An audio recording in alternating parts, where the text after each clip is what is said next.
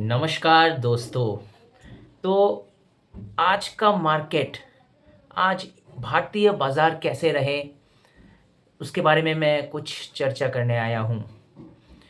तो आज जो भी इंडियन मार्केट को देख रहा होगा, आज का भारतीय बाज़ार बहुत ही इंटरेस्टिंग रहा। जब मार्केट स्टार्टिंग जब ही खुला तो आपने देखा होगा स्टार्टिंग में थोड़ा नीचे जाने लगा था बाज़ार। फिर उसके बाद अचानक से मार्केट में तेज़ी आई और मार्केट 25,600 को क्रॉस करके 25,700 के करीब गया और वहाँ से दोपहर के टाइम में ठीक 12 बजे के करीब फिर से लोगों ने प्रॉफ़िट बुक किया और मार्केट धीरे-धीरे नीचे आने लगा।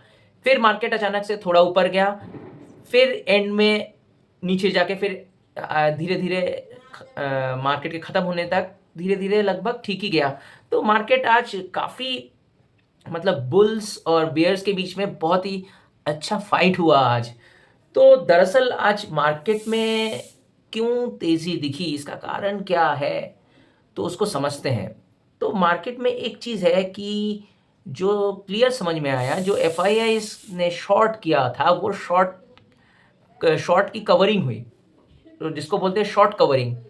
तो शॉर्ट कवरिंग जब हुई तो मार्केट धीरे-धीरे इसीलिए ऊपर गया। और आज आप देखिएगा, आज आपने अगर नोटिस किया होगा तो आज लार्ज कैप, जितने भी लार्ज कैप स्टॉक्स रहे जैसे एशियन पेंट्स और भी कई लार्ज कैप स्टॉक्स हैं, ज़्यादातर लार्ज कैप स्टॉक्स बहुत अच्छा चले, जो कि ये सिग्नल दिखा रहा है कि एफआईआईज़ की एंट्री हुई। क्योंकि एफआईआईज़ जब एंट्री करते हैं तो लार्ज कैप स्टॉक जैसे एशियन पेंट्स बोलिए, हिंदुस्तान यूनिलीवर बोलिए या आईटीसी जैसी कंपनी बोलिए, वो लोग large cap blue chip companies में घुसते हैं। तो ये एक सिग्नल दिखा कि आज एफआईआईज़ ने मार्केट में एंट्री किया। उसके अलावा अगर आप देखिएगा कुछ सिलेक्टिव मिड कैप कंपनी को छोड़ के मिड कैप और स्मॉल कैप इंडेक्स अगर वो नीचे रहे। अगर ब्रॉडर ब्रॉडर मार्केट में अगर आप देखिएगा, अगर तो ब्रॉडर मार्केट में एडवांस टू डिक्लाइन रेशियो अगर देखिएगा तो ज़्यादातर स्टॉक्स थोड़ा नीचे रहे। तो यही मैं बोलना चाह रहा हूँ, आज जो तेज़ी दिखी वो लार्ज कैप्स में, मिड कैप और स्मॉल कैप स्टॉक्स थोड़ा नीचे दिखे। तो यही चीज़ मैं कहना चाह रहा हूँ कि मैं बार-बार, आप लोग अगर ये सोच रहे होंगे कि मैं क्यों कॉशियस कर रहा हूँ सबको, क्योंकि ये जो अचानक से जो तेज़ी हुई है, इसी में फोमो में लोग फँसते हैं। इसी फोमो में लोग फँसते हैं, क्योंकि ये दिवाली का महीना है। लोग इस समय थोड़ा वैसे में ही थोड़ा पॉज़िटिव मूड में रहते हैं और थोड़ा बाइंग भी चल रहा है, इसीलिए तो मार्केट धीरे-धीरे ऊपर आया। तो मैं यही बोल रहा हूँ, आप कॉशियसली इन्वेस्ट करिएगा, क्योंकि मैं बोल रहा हूँ सब जगह मार्केट में सब जगह आपको वैल्यूएशंस नहीं दिख रहे होंगे। आप अगर बिना रिसर्च किए अगर आप तेज़ी में घुस गए किसी स्टॉक में अगर एंट्री लेते हैं, तो हो सकता है कुछ दिनों बाद वो नीचे आ जाए, क्योंकि मैं अभी भी कहूँगा कंज़म्पशन स्टॉक्स, ऑटो स्टॉक्स बोलिए, तो उनके वैल्यूएशंस थोड़े हाई लग रहे हैं। तो यही आज मार्केट में बेसिकली हुआ, जो शॉर्ट कवरिंग दिखा जिसके वजह से मार्केट ऊपर आया और एफआईआईज़ की एंट्री जिसके वजह से लार्ज कैप स्टॉक्स में आपको तेज़ी दिखी।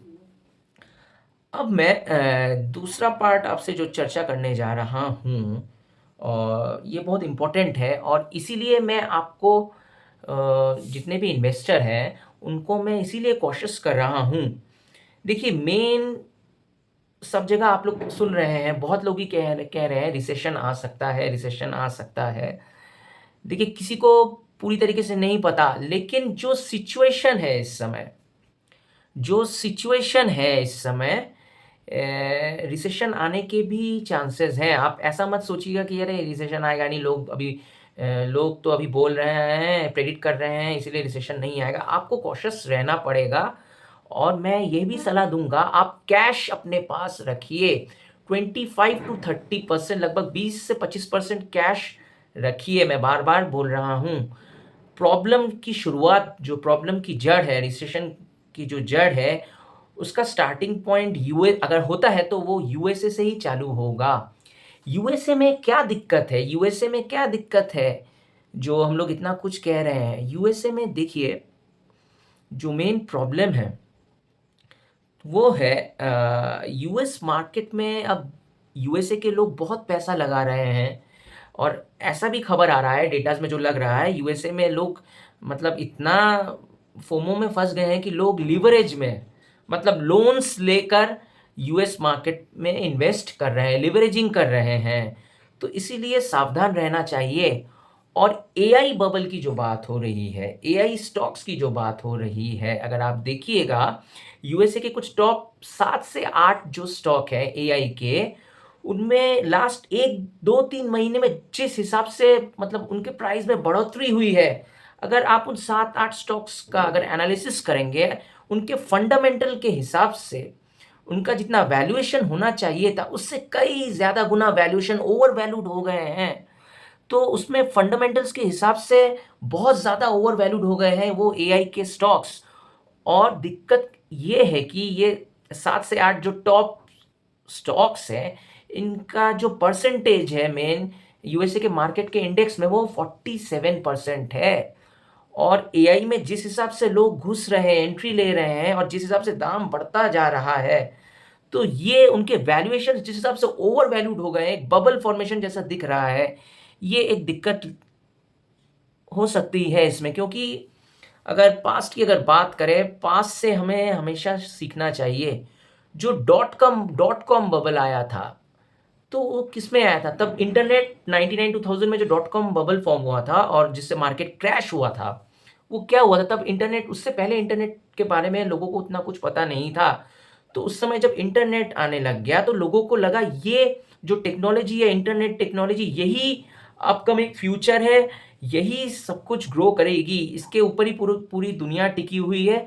तो इसीलिए वो इंटरनेट जो रिलेटेड जो स्टॉक्स थे, डॉट कॉम जो स्टॉक्स थे, उसमें सब लोगों ने इतना ज़्यादा इन्वेस्ट कर दिया कि इतना फेथ रख दिया, इतना ज़्यादा इन्वेस्ट कर दिया कि उसमें इंटरनेट स्टॉक्स में डॉट कॉम जितने भी स्टॉक्स थे उसमें बबल फॉर्मेशन हो गया और उनके वैल्यूएशंस इतने हाई हो गए, एब्सर्ड वैल्यूएशंस हो गए कि उन कंपनियों की जो वैल्यू होनी चाहिए थी, लोग उससे भी ज़्यादा उसको वैल्यू देने लग गए।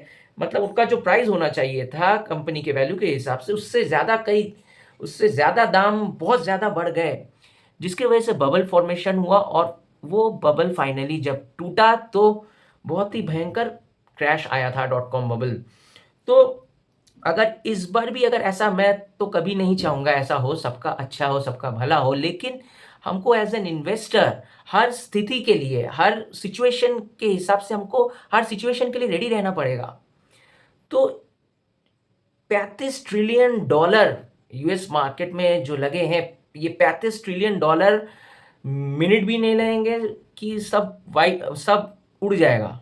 35 ट्रिलियन डॉलर रिस्क में है, क्योंकि यूएस मार्केट में एक वर्ल्ड मार्केट है, वो यूएस मार्केट बहुत ही वर्ल्ड फेमस मार्केट है, जहाँ केवल यूएस के लोगों का पैसा नहीं, पूरे वर्ल्ड के लोग उधर पैसा लगाते हैं। तो यूएस का मार्केट अगर टूटता है, यूएस में अगर रिसेशन आता है, मार्केट अगर क्रैश होता है, उसका इफेक्ट पूरे वर्ल्ड में पड़ेगा। यूएस में अगर कोई छींक मारता है, यूएस छींक मारता है, तो उसका इफेक्ट पूरे वर्ल्ड में पड़ेगा। इसीलिए मैं आपको कॉशियस कर रहा हूँ। और एक चीज़ है, अगर तीसरे पार्ट में अगर हम लोग जाएँ, मैं बार-बार एक और चीज़ बोल रहा हूँ, वो है चाँदी के दाम। सिल्वर के दाम जिस हिसाब से बढ़े हैं लास्ट 1 महीने में करीब 84%, 1-2 महीने में सिल्वर का 84% बढ़ जाना एक बहुत ही सोचनीय चीज़ है।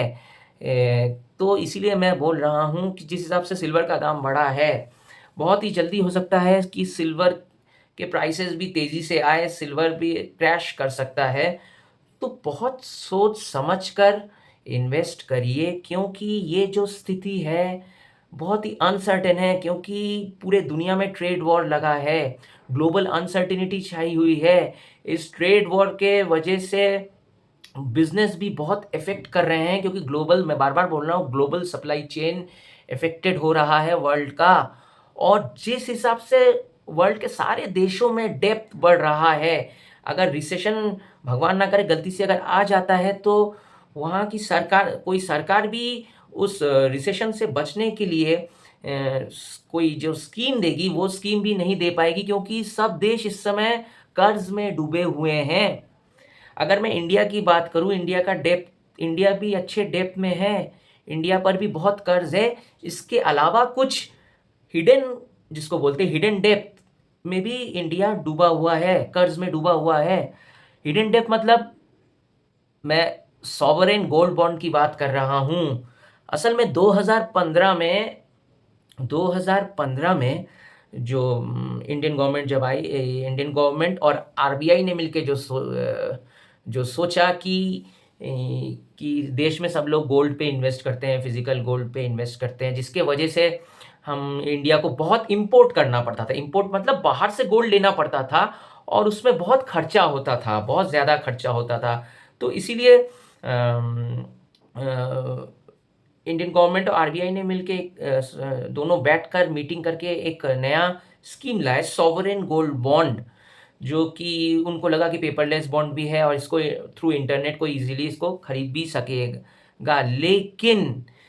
लेकिन उनको अनुमान नहीं था, किसी ने सोचा भी नहीं था कि गोल्ड जिस हिसाब से बढ़ेगा 2015 से 2025 में जिस लेवल पे आ गया है, इतना परसेंट बढ़ेगा, 100% के ऊपर बढ़ेगा, ये सोचा नहीं था।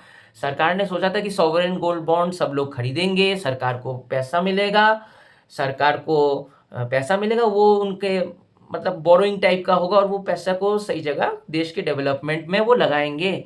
लेकिन गोल्ड का दाम इतना बढ़ गया कि जो सरकार ने सोचा था हम लोग बोरो करके पैसा देश के डेवलपमेंट में लगाएंगे और 5 से 6% इंटरेस्ट हम दे देंगे, वो कोई दिक्कत नहीं होगा। लेकिन अब तो हाल ऐसा हो गया है, 5 से 6% इंटरेस्ट का तो छोड़ दे, सरकार को करीब करीब 20 से 25% इंटरेस्ट देना पड़ेगा। और ये प्रॉब्लम है कि जो लोगों ने उस समय खरीदा था सॉवरेन गोल्ड बॉन्ड, वो सभी लॉन्ग टेन्योर के लिए सब रखना चाह रहे हैं, कोई बेच नहीं रहा है। तो ये एक प्रॉब्लम है। तो सरकार के ऊपर जो उनको जो पैसा देना पड़ेगा, आप हिडन डेप्थ सोचिए, 1 लाख करोड़ का है। और ये डेप्थ, मैं हिडन डेप्थ क्यों कह रहा हूं, ये डेप्थ आप मतलब जो ओरिजिनल डेप्थ है उसमें शो भी नहीं कर सकते हैं। तो ये हिडन डेप्थ थी, 1 लाख करोड़ केवल जो पैसा देना पड़ेगा, उसके अलावा इंटरेस्ट भी देना पड़ेगा। तो आप सोचिए कि भारतीय सरकार पर कितना कर्ज बढ़ गया है। तो ये कुछ पॉइंट्स, ये कुछ फैक्टर्स, ये मैक्रो इकोनॉमिक फैक्टर्स मेरे दिमाग में बार बार ये चीज़ आ रहे हैं और ये फैक्ट हैं। इसीलिए मैं बार बार सबको कॉशियस रहने के लिए कह रहा हूँ।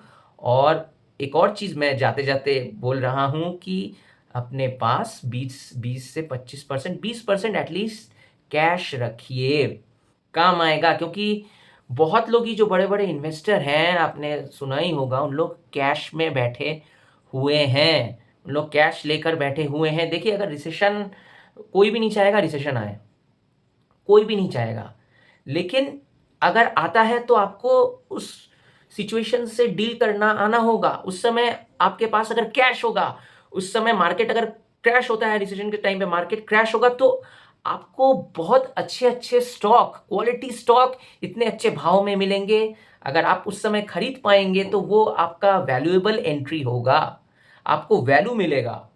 मैं इसीलिए बोल रहा हूं कि आप रखिए कैश, 20%, 20 से 25% कैश रखना अच्छी बात है। अगर नहीं भी आता है उसको आप बाद में कहीं और इन्वेस्ट कर ही सकते हैं, लेकिन अपने पास अभी कैश रखिए। और बहुत सोच समझकर, कंपनी के बारे में जानकर, किसी स्टॉक्स में अगर एंट्री ले रहे हैं, बहुत सोच समझकर एंट्री लीजिएगा। और हाँ, मैं यही कहना चाह रहा हूँ, वैल्यू ढूंढिए। मैं वैल्यू के बारे में इसलिए बोल रहा हूँ क्योंकि लोग आजकल जो थीम आता है, सब थीम के पीछे भागना चालू कर देते हैं। अब सभी लोग थीम के पीछे भाग रहे हैं। एआई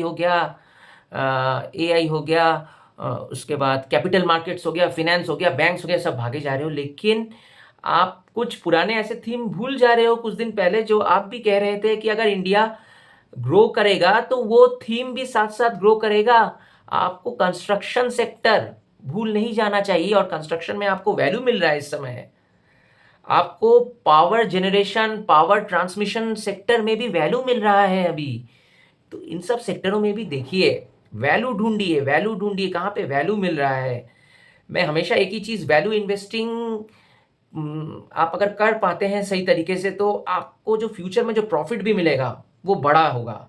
आपको हो सकता है थोड़ा सैक्रिफ़ाइस करना हो, आप अभी प्रेज़ेंट जहाँ मोमेंटम मिल रहा है वहाँ नहीं जाएँगे, दूसरों मोमेंटम जाएँगे उनको थोड़ा प्रॉफ़िट मिलेगा। लेकिन आपको ठीक समय पर जो तगड़ा प्रॉफ़िट मिलेगा तो उसका मज़ा ही अलग है। वैल्यू इन्वेस्टिंग के लिए बहुत पेशेंस आपको रखना पड़ेगा। इंडिया का ग्रोथ स्टोरी वैसे ही इंटैक्ट है, तो मैं वही बोल रहा हूँ। थोड़ा सोच समझकर, थोड़ा पेशेंस रखकर एंट्री लीजिए। और एक और चीज़ है, एक मूल मंत्र मैं बता के जा रहा हूँ जो मैं खुद भी मानता हूँ और खुद भी फ़ॉलो करता हूँ। पैसा आप तभी बढ़ा सकते हो अगर पैसा आप नहीं खोगे।